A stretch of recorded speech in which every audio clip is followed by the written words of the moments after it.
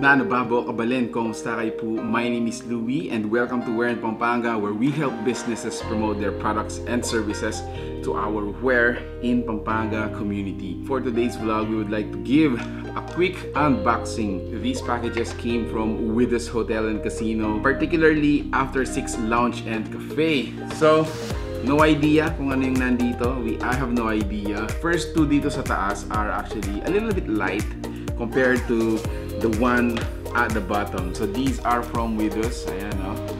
Alright, so elegantly packed, golden ribbon, white box.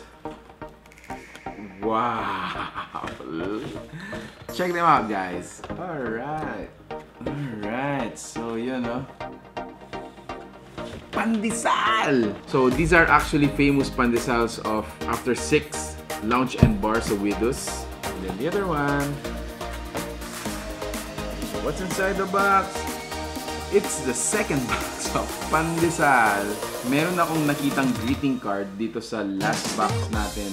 Rediscover new flavors with us. Take a bite into our mouth-watering Bulgogi Pandesal. Alright, a new twist to the favorite Filipino bread filled with sumptuous Korean delight.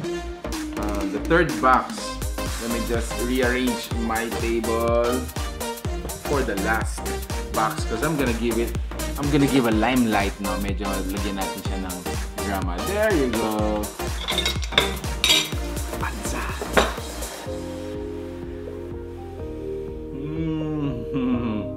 Thanks After 6. Cheers.